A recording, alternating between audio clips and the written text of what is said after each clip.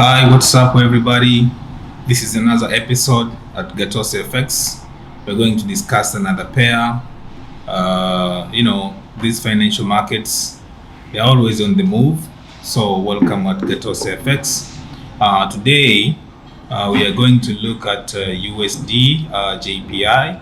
This was the pair which I was actually, I got into this trade in last week. It was on the 9th of January. This is when I was analyzing this pair. As you can see on this picture, this is the daily time frame. This is the daily time frame where I was anticipating the price to have a bullish retracement up to this level, where I call it is in the weak rejection liquidity. This is where I was anticipating the price to come, so that I can continue with being bearish. So let's get to the chart and see. Let's get the chart and see how the price have been playing. As you can see here, today is the 16th of January. It's almost a fixed day now. I'm still holding this pair. This is where it was a very good, nice sniper entry. It was a sniper entry which I took. The pair was triggered on the 9th January. It was analyzed on the 6th of January. The pair was triggered on the 9th of January, and today is the 16th. So, as you can see, as I said before, patience is everything. Patience is required. You should not force the trade. Wait for the price to come to your areas, so that you can take a very good shot. This is a sniper. This is a sniper entry. Let me maximize here. You see, we have very minimum drawdown. The drawdown was almost about 9 pips, only 90 pips drawdown, and this is a daily time frame. So some people say that, oh, you cannot take a trade from the higher time frame because it will require you to put a very big stop loss. No, if you are right, you are right. When you take a trade in the exact spots where you expect to have the major reversal, it doesn't matter the time frame. It can be weekly, it can be monthly, even daily, but still you have faced a very low drawdown. So guys, make sure you follow me on my Instagram page, Gatos FX. Here you can have a lot of things to learn through my charts and my video. You can even DM me in my Instagram direct message if you want to learn from me, my strategy or whatsoever. You can write me an email, gauzamsnane@gmail.com, or you can WhatsApp me via my number 0621 022 981. So let's get back to work.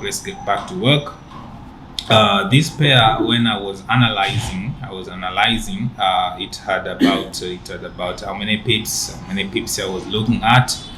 To TP, I was looking to get about around the 383 pips.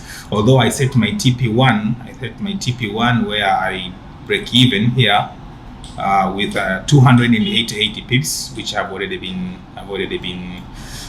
hit. So I'm still holding this pair because I closed the partial until we break this weekly lower low. So let's go and back test and see how I was able to spot this pair. I was able to get this opportunity. As I normally say, that I always do not take a trade until I have at least 2 or 3 higher time frame moving in sync. That means there should be proportional direction of the higher time frame. There's where I confirm that I have a bullish trend or I have a bearish trend. So looking at Audjpy, this is the week we have today. I took this entry last week, so we can even eliminate some candles here, so that we can backtest it and see what happened. So of course, I didn't have to go so far to look at what was happening. I actually concentrated, based on the nature of the pair and how the structure are. I actually concentrated on the recent area, because in the recent area, this is where I'm going to take my trade within this week or within the days that are currently. So the number one thing which I was looking at the institutional order flow. Where do the order flow? Are the order flow bullish? Are the order flow bearish? So this one was going to be clearly analyzed through weekly time frame, where we have had highs and high lows,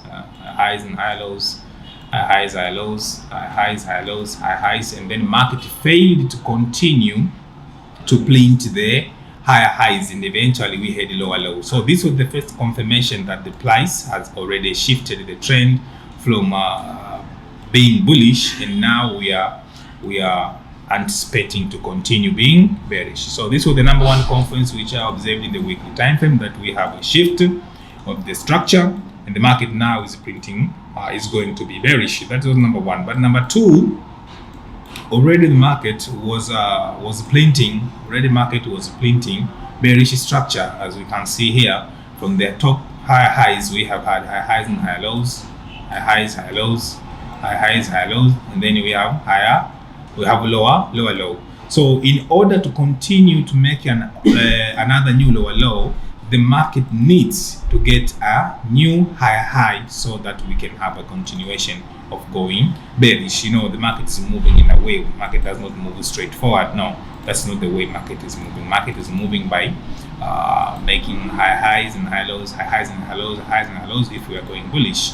But also the market is making lower low, lower high, lower low, lower high, lower low if we are going bearish. So if you want to maximize the profit, you have to, if you are going bullish, you have to buy at a discount price. So you have to wait for the retracement to take a good buy, so that you can maximize your pips and even minimize the risk of being stopped out. And even if you want to sell, you better wait for the price to come at the premium price, so that you can maximize profit, and as well as eliminate the risk of being stopped out, and then the price continue with the move which you were anticipating.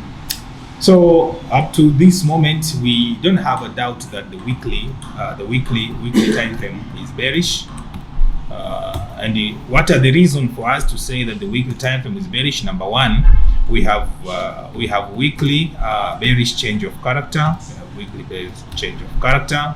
And number two, we have weekly bearish structure. We are trading the structure. So these two conferences are literally, they are going to give us a confirmation that the weekly time frame is bearish. So remember, I always say when I'm in the higher time frame, I don't take a trade in the higher time frame. I just only observe what the market information is giving me, and I put note on them. Then I move to the lower time frame to see whether there is a correlation between the higher time frame movements and the lower time frame movements. Okay, so before I go to the lower time frame, which is a daily time frame, I will also mark this break of structure. I can mark on the wicks, or I can mark on the body. None of it has nothing wrong. Okay, so we go to the daily time frame. So when I went to the daily time frame, here I had no, because I already since I was already have this information for the change of character. The market has shifted from bullish movement to bearish movement. So anything that happened before this change of character has nothing to do with the current market which I'm going to deal with. So I don't have to waste my energy so far looking at what was happening here. I will just focus on what is happening right now, because this is where I am going to frame my trade. Okay, right.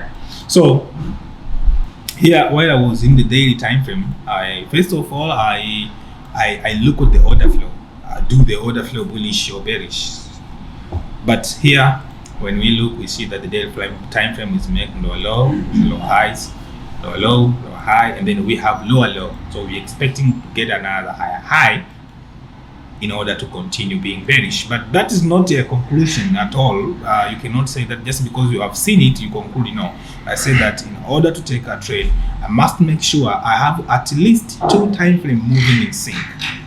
2 time frames or 3 moving in sync. And those 2 time frames which I'm talking about weekly time frame, looking at daily time frame, and 4-hour time frame. These are the time frames which I use to get into conclusion that I'm going to take a sell trade or I'm going to take a buy trade. I know where the order flow is going. So here, while we are in the daily time frame, we can put it up in around here. It's a break of structure. We have seen the order flow is bearish. Then after that, we are marking the break of structure. Again here in the daily time frame, we have a break of structure. Then I will get back to my conference and write that the daily time frame is also bearish. Why is bearish? Because of the order flow. As I've shown previously, that the order flow is flowing bearish. They have had lower low, lower high, lower low, lower high, lower low, lower high, lower low. So the up to this point, we have two time frames moving in sync. We have weekly time frame going bearish. We also have the daily time frame going bearish. I start to think of continuing being bearish, but while I'm here at the daily time frame, I have to note the last swing point. Where the last swing point, the last swing high and the last swing low. As you have seen here in the order flow, the market is making lower low, lower high, lower low, lower high, lower low, and then the market is in the bullish correction phase. So my latest swing points were this. Here we have had this is the daily high highs. This is the daily high highs. Right here, daily high. And again, we have the daily lower low.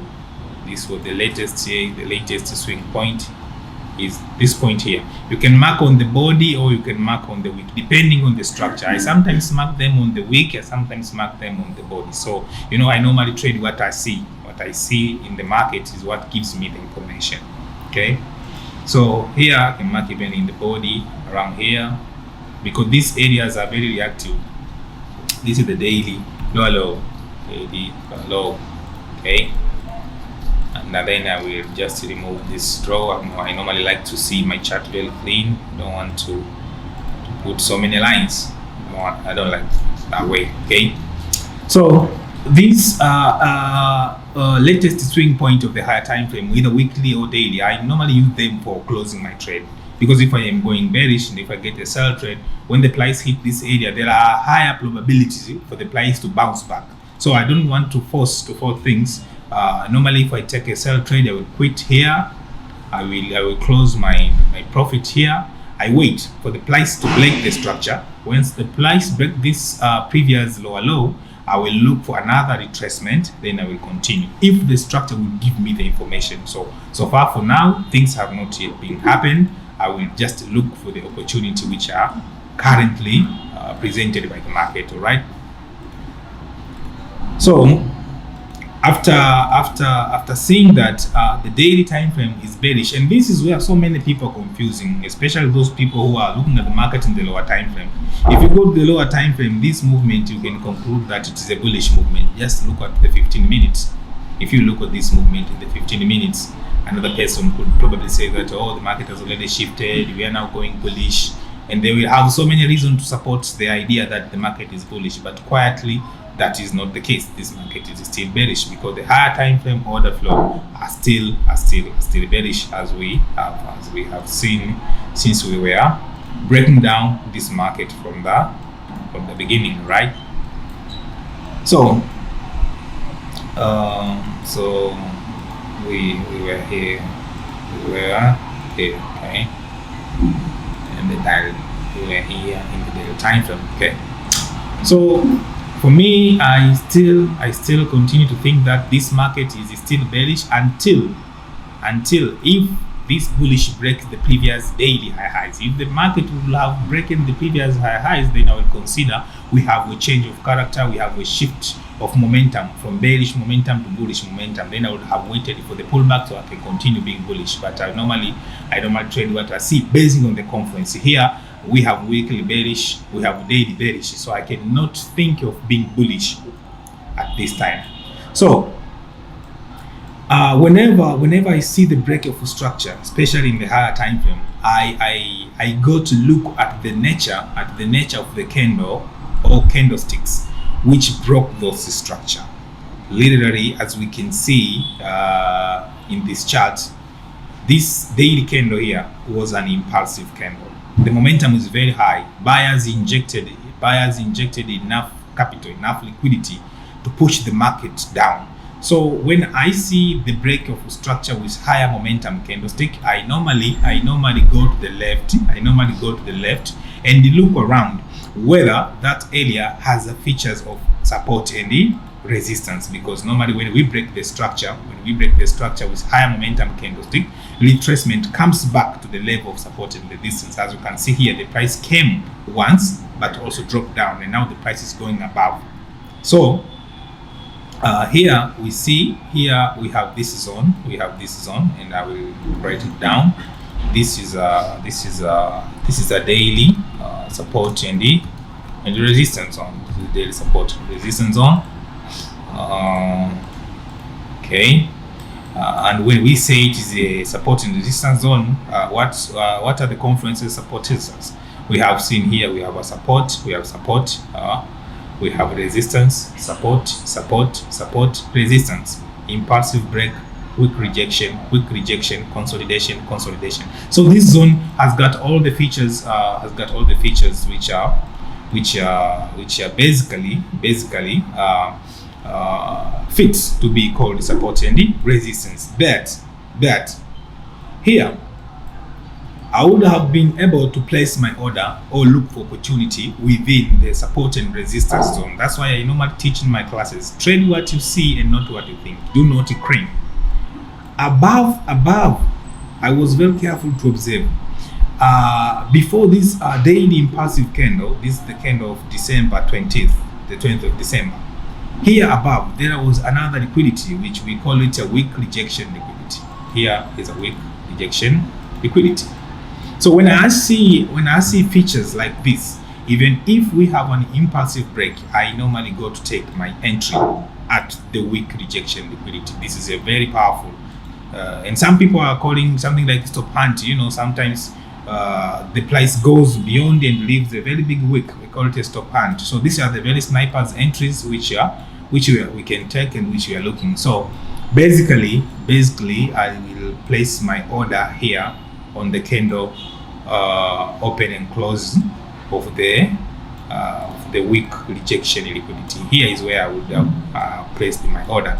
And number two, because this is a daily time frame, it is a very higher time frame, I will measure the number of pips from the body candle open up to the highest point of the week. It is almost 31 pips. So taking a trade from the daily time frame with the number of stop loss being 30, 40, at least with my strategy, I allow it. I normally take a trade and allow stop loss of less than 50 to 40 if I can figure out that entry from the weekly, monthly, and daily time frame. It is 4 hour or less, I don't risk that much. I normally take a trade with a drawdown or stop loss which does not exceed 30 pips. So here it is the 31 pips, and mind you, this is daily time frame, so I don't hesitate to take this trade. I will never ever fear anything. The only issue here important is what is the patience. Could you be patient enough to wait for the price to get into your zone? But since with my strategy, I normally use limit order. I don't want to be a slave of the market. Just use limit order, put my stop loss. I accept whatever the market gives me, whether it gives me a punishment or it gives me a reward. That's okay with me. So here is where I placed my sell order. As we can see, look here from the diagram. Here is where I spotted this opportunity. It was the 9th January 2023, and I was waiting for the price to come so that I can continue being bearish. Let's get back to the chart. So let's play the price and see if the odds were on our side or not. Okay, let's play the price. Let's see. Boom. It was a very nice sniper entry. It was a very nice sniper entry with a drawdown, a very minimal drawdown. We have had a very minimal drawdown here. Only 9 pips drawdown. So I took this trade.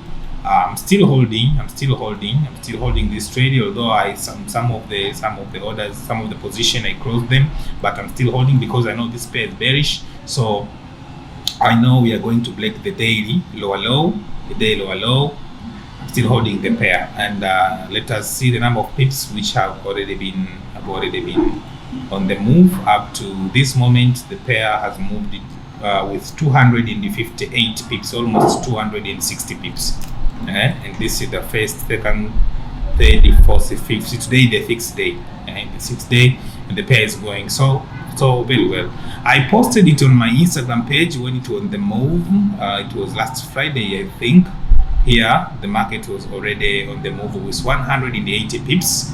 I posted it, but still I'm holding it and to see until it goes to our trajectory, take profit. So you guys, this is how we do. Make sure that you get in touch, you get aligned with the higher time frame, and then make sure you follow me on my Instagram page, DM me, write a comment below.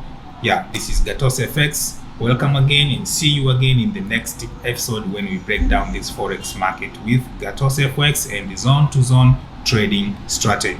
Thank you. See you. Bye bye.